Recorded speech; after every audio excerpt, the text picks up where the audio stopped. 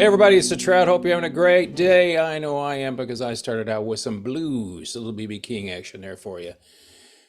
And so today we have an up and coming, wonderful blues artist named Lauren Anderson. She hails out of Chicago. She's a singer songwriter and she loves to play the blues. But that wasn't all where she started at. She started as a kid, she wanted to be a singer, play piano, be an opera singer. And then she got a degree in music and she became a music therapist for children. But something was gnawing down in Lauren's, down in her soul. And she said, enough of that. I want to sing and play blues all the time. And so that's what she talks about on today's show. I think you'll enjoy it because not everybody loves the blues. Not everybody understands the blues, but we always get the blues, don't we? Every once in a while. But before we get started with her show, please take a moment to like this channel if you like the content and subscribe. We would appreciate it.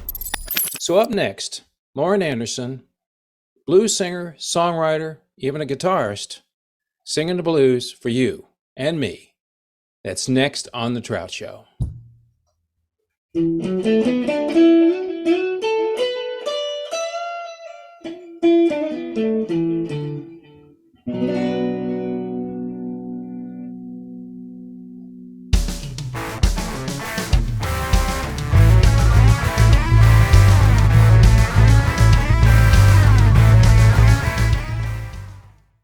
I take my loving on the rocks,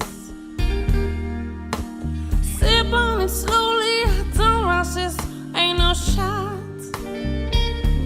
I like my man like a fine wine.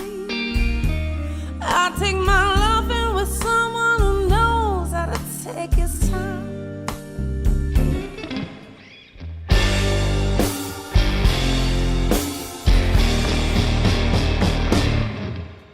The thing that I liked about you was obviously, not obviously to people. I'm a blues guy. I love blues music. But your story is so unique from the standpoint that you grew up, and I kind of let you tell it, but the fact that you started playing classical music, you went through all this gyration, and you can talk about what you did and all that stuff. Hope you don't get bored telling about it.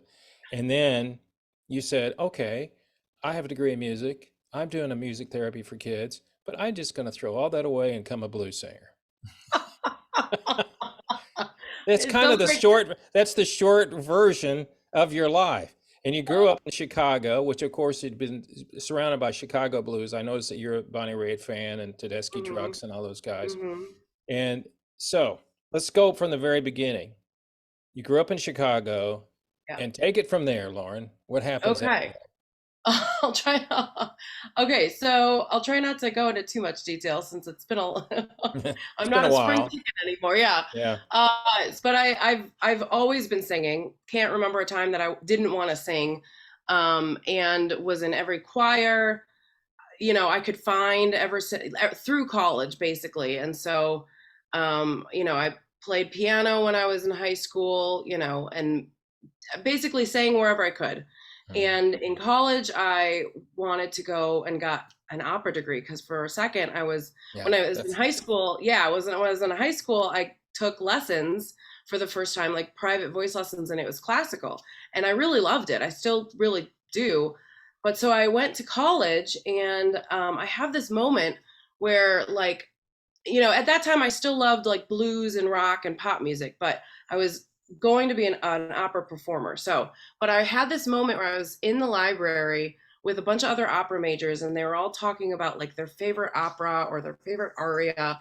And I just had this moment where I was just like, I don't have that. I don't have a favorite opera. Like, I don't feel like I fit in here. I don't think this is where I should be, but I am stubborn to a fault. And I don't like quitting things. And I didn't know what else to do. So I finished the degree, and I don't think, I think that was probably a good thing for me because it gave me some time to figure it out. And, and I feel like I learned a lot of tools singing wise from opera, Oh, absolutely. I mean, your whole skill set is all about diaphragm and all that projecting stuff. And yeah, absolutely. So I at the end of college I learned about music therapy, And so I went to KU for my master's and got a degree in music therapy, and lived in Kansas City for a while after that and worked on a pediatric unit with a bunch of kids. Basically, like my role in the hospital was to help kids cope with chronic illnesses. Now, was And I that at a really, hospital? Where was it? yep, on a pediatric unit, so inpatient kids, So which basically. hospital were you located at? KU, the Oh, University of. so you at KU. Okay, Yeah, yeah. So I was yeah, wondering, yeah, yeah, KU Med, yeah, okay. yeah, yeah, yeah, yeah. So I worked there for a while, and at that point, I started to I always knew that at some point I wanted to perform, but I always was like, I'm not ready. Like I definitely didn't have the confidence when I was Self younger. doubt. Yeah, Yeah, and it was just like I always had an excuse of why I shouldn't do it yet. yeah, And finally I got to KU, or I started working full time, and I was like, okay, Lauren, it's now or never. You're not getting any younger. Nobody is going to give you this career. It's not going to just fall in your lap because somebody hears you sing. You have to put the work in. And so I started just like, I didn't know anything about being a musician. I didn't have any musician friends. So I started looking for blues jams. I started playing at every coffee shop I could get a gig at. The first regular gig I got was at a Bar Louie downtown Kansas City, and it was a terrible gig because it's a Bar Louie. You get a decent paycheck and you get a free meal, but nobody cares. They're just yeah. there to eat. They're not you paying know? attention to you. Right. Yeah, But I think through those gigs, I learned a lot of new cover songs, and I learned how to like pull in a crowd that didn't care at all. that's And tough. so, yeah, but I think that's a needed skill for any musician.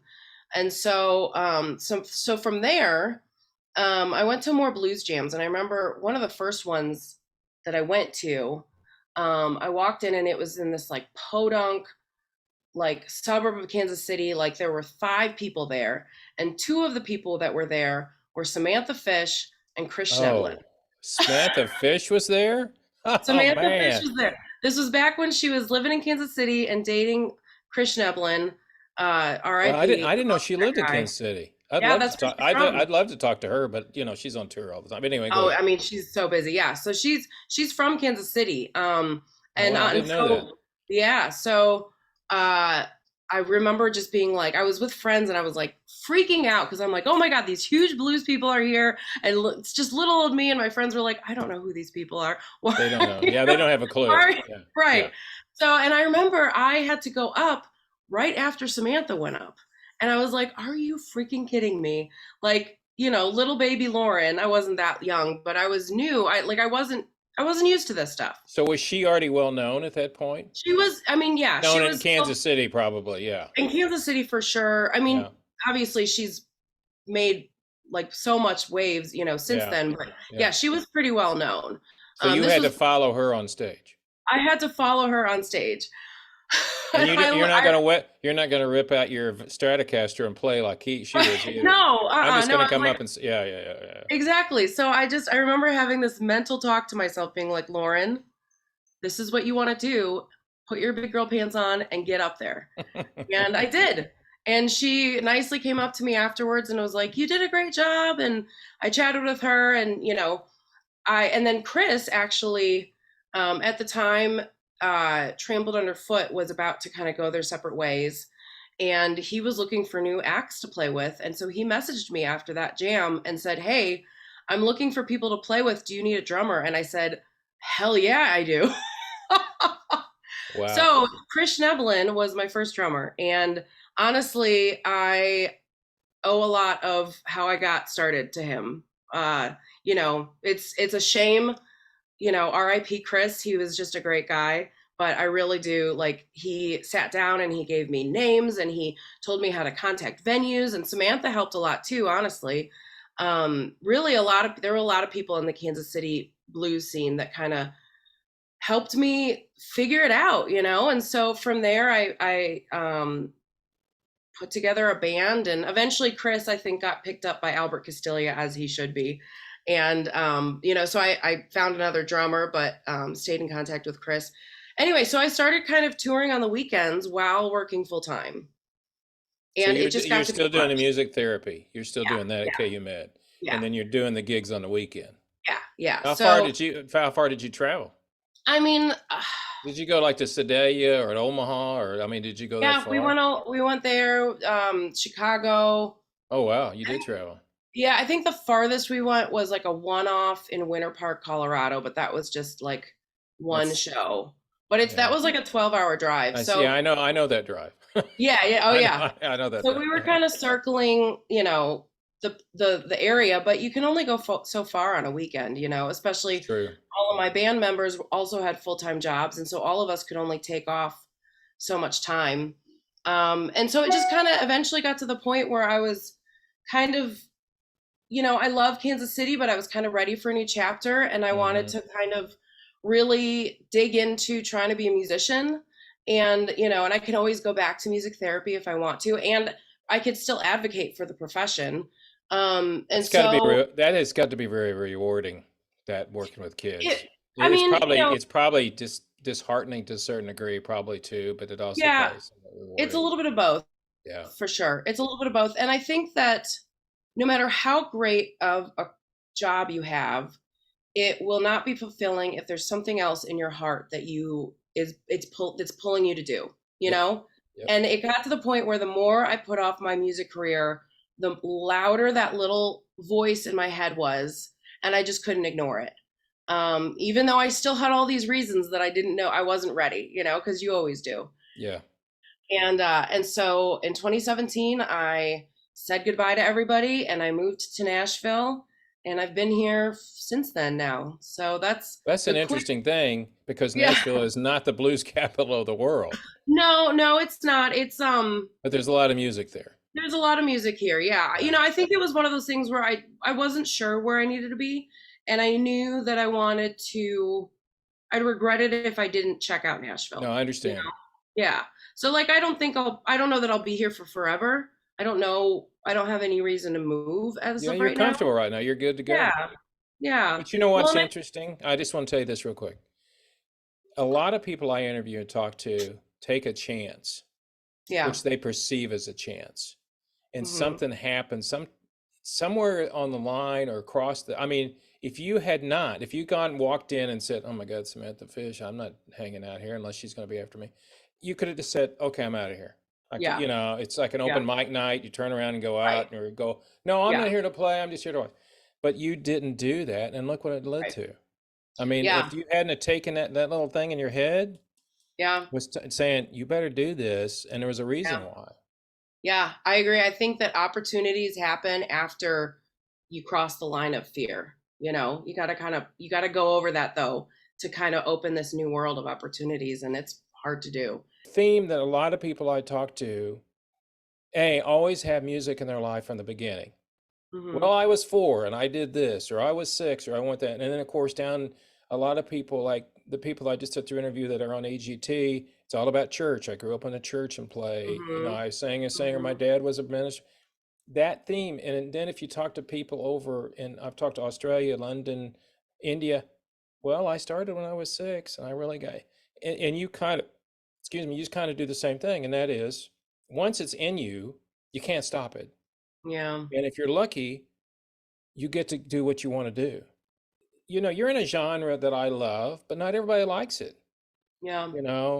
but I also think, Lauren, that the biggest thing that's happening, and I think that we're having in the blues genre, is all the players are gone. They're almost gone. Buddy Mm. Guy's still alive, but when you start talking about the iconic players, Yeah. they're not with us anymore. And Yeah. so people like yourself and other players and are going to have to continue doing that genre music. Yeah. And the difference between us, me and you, is we didn't grow up in southern Mississippi chopping cotton or playing in some joint Yeah. to do it. We don't have those stories.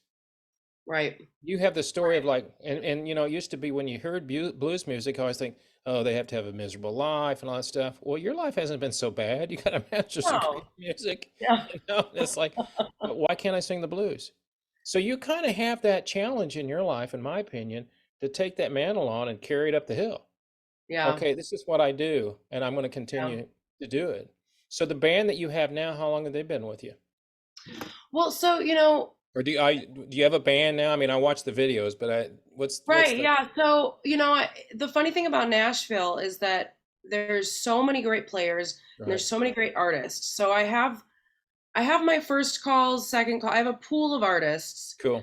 and basically, if one person's not available, I have other people I call. And so I have my first calls, and my first calls I've been with for several years now.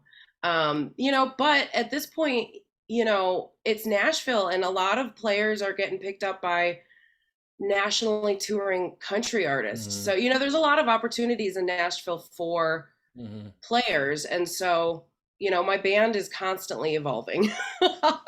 And I'm constantly trying to find the positive in that. Well, But yeah, I can understand both sides of it. 'Cause- I've noticed since moving here that bands aren't as like, unless it's like a band like the Beatles, and it's yeah, yeah, equal yeah. parts, but artists are constantly hiring new members for whatever run or gig they have in Nashville, especially. But the guys that I mean, my player especially has been on every single record of mine since I've moved here. So, he's been with me since I moved here. Hutch is his name. So, that being said, I still have like OG players that, when they're free, I want to play with them. it's like kind of being an actor. You go to a movie, Yeah, make a movie, and then you maybe never see that crew again, yeah, or yeah, it's kind of like that. And I never thought yeah. of it like that, but I guess that's the way it is anymore. And so, but I would assume that your knowledge and your teaching in your music has probably helped you become a better artist, even what you're playing now, because technique, not only technique, fundamentals, how Mhm. music works, and one Yeah, four five is more than 1 4 5, and whatever, yeah, and you can do it and throw some arias, Nessun Dorma in there once in a while. yeah, Sing a little Nessun Dorma for him. What's yeah. that? It's the blues version of Nessun Dorma. Oh, okay. I mean, Yeah, I mean, I think I know more than like the average singer, but there are some player, man, there's a lot that I don't know. Especially, a lot of the players I play with, man, they are masters of their instrument, and but they'll that's just, okay. It makes you better. oh yeah, absolutely. Yeah. But there's conversations they'll have in the van, and I'm just like, I'm a I'm gonna listen to this podcast because you guys are on another plane. I don't know what you're talking about. But that's because they've been playing a long time. Exactly. That's why they're great, And so much of that's is when you play a long time and you have years behind your belt, Hmm. it's it's it's different because if you're really that good, and I was just in Muscle Shows a couple weeks ago, and it's kind of like Nashville. Of course, it's only Yeah. 2 hours down, but everybody's a good player. Yeah. But there are no egos.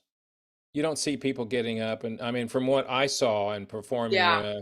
Well, they I just think get the up. egos get shoved aside pretty quickly. You know what I Yeah, I mean? mean, because it wasn't like, oh, hey, I can play. Watch me play lead break, or hey, Right. I'll play. Yeah, it wasn't like I can play it better than you. It was more like let's just have fun playing. Community. Yeah, exactly. It's a Yeah. community spirit, and I really liked it a lot. And Yeah. you know, I think Nashville obviously is a music capital for a lot of people. You go to what's that Broadway? Is it what Broadway. street is Yeah. Broadway that Yep. all the music, all the bars are on, and everybody's always talking Yeah. about, oh, I was in so and so's bar, and I go, does every A-list Nashville singer, or they all have their own bar? Country. Apparently, that Yeah. yeah, they Yeah. all the country guys and Yep. women, Yep. and Yeah. so you got your band, and then this song I just heard, I just listened to it again. What's the one that's you just put out not too long ago? Are you talking Zombie Blues No. or the album Love on the Rocks? It's the song "Love on the Rocks," isn't it? Is there a song Yeah. called Love? Yeah. Yeah, that was the title track off of my album from last year that came out in Okay. August. I Yeah. was watching on YouTube. Awesome. Yeah, thank you. So what are you Yeah. doing between? I mean, you're trying to book the rest of the year out. Is that what your goal is? What do you have for next year? Have you already thought about where you're going to go in next year? What you're going to do? Oh, I mean, I'd like to kind of break into some new cities next year. Um, I actually just before we hopped on this call, was working on booking. So This year, you got a few more gigs this year, and then are you going back? I know are you always writing, or do you just tell me a little bit about your writing style? I mean, is a lot of the stuff you do is your own stuff that you perform? Yes. Yeah, Okay. I do some co-writes, but then most of the stuff on like this next album coming out next month, What's it titled? Burn It All Down. Okay. And most of those songs except for one are all written by me. And so I haven't written a song recently because I've been so focused on booking tours and and releasing this album, but I'll periodically get ideas, or just this morning I got another song, you know concept, like or I'll get a melody Mhm. idea, and I kind of have a place where I record all of those. And then usually what I do is, like, for this album that's about to come out last October, I make myself a little songwriting challenge, and I write a song every day for a couple weeks. And most of those songs are terrible, but it kind of takes the pressure off of writing a great Right. song, Hmm. because I don't care what it sounds like, just write a song every day. And then you end up, if you do that for a month, you've got 30 songs, and you can cut out half of those and there's an album. And so that's usually what I do. That's But kind I of haven't cool. done, yeah, I haven't done that in a second. Then you take it to the band and go, this is how do you present it to the band? Yeah, so You're a band. once I It's your band, obviously. Yeah. yeah, yeah. Yeah. So once I write everything, I kind of edit everything, I collect which ones I'd like, and then I you know call on whoever I want on the album. We get together and run through everything, and then I get some band tapes that I can listen to and kind of tweak things. Because this was self-produced, this album. But that being said, it wasn't just me. Like, it was a lot of ideas came from my guys, and a lot of ideas also came Hmm. from the engineer, who mixed and mastered, Taylor Leonardo. Like, it was a collaborative kind of group Hmm. self-produced thing, Sure. because I don't know. I think that these guys, they're the masters of their instruments. They know a lot more about what they're doing than Yeah. I have an idea, but they might have a better one. And so I bring it to them, and then we get a date on the books, and we go knock out all the songs, and then bing, bang, boom. you know? Then you go out and do something to back it up and say, here's my new album, and all that good Exactly. stuff. Yeah. So what's the biggest crowd you've ever had the opportunity to play for? Have you ever played at a big venue or anything that's had two or three Yeah. thousand people? Uh, I think maybe the biggest was about 2000, right before Pretty I good moved size. here. Yeah, oh yeah. Right before I moved here, I got a chance to open for Beth Hart, at Uptown Theater in And Kansas City. that's a And great venue. it's I'm a glad great it's still there. venue, It's a great place to and hear band. I'm such a big fan of Beth Hart. And so I got to open for her, and I would love to do that again. Let's put that in the universe. Hey, Beth Hart. So out of all the people that are still alive in the blues industry, who would you love to meet and sit down and talk to? Oh God, that's hard to narrow that down. Um, Well, even I you mean, give me two or three. yeah, I mean, I think that the three that first come to mind are Grace Potter, who I know isn't like, she started more bluesy than she is now, but I Hmm. love Grace Potter. She is such a great performer. Susan Tedeschi, obviously, I love her. Yeah. And Bonnie Raitt, man, she just, like, I'm reading a biography on her right now, and unfortunately, it's not autobiography. I get the impression that she's kept most of the details of her life close, as she has the right to do. Yeah. But she's broken so many boundaries. I just want to know more. I just want to sit down and have a conversation with her and be like, I feel like I'm following in your footsteps, just like years later. Like, tell me how you did this. I want to know more. So again, Bonnie Raitt, where are you at? And when did you start playing guitar? In college. So I was a little bit of a late bloomer, but I've been playing for a while now. Yeah. And I can see that because if you're standing over there in your first gig and going, "What key is this in?" Oh, she's playing in B. Okay, I got it. Right. Exactly. Yeah. They can, or, if somebody gets a little off, and they're on the bridge when we're in the chorus, they just have to listen to what I'm playing. unless I am playing the wrong thing, which also happens. I'm not perfect. So have you ever had this happen to you? You go up and it's your song and you forget what it is. Have you ever had that Oh happen? yeah. Oh yeah. And your Yeah, I band mean, reminds you that it's your yeah, song and you wrote it? not often, but at this point I have written a lot of songs. In fact, Yeah. I think my drummer is starting to get a little like, Lauren, this is too many originals. He's like, I need to narrow down which songs we're playing on which gig, which is fair. Yeah, and so every once in a while somebody will, actually we were up in Nebraska last month playing, and somebody requested a song that I released in 2018. I haven't Wow. played that in a while. And I luckily it was while we were setting up, so I sent the recording to everybody, and I also had to review it because I was like, how does this song go again?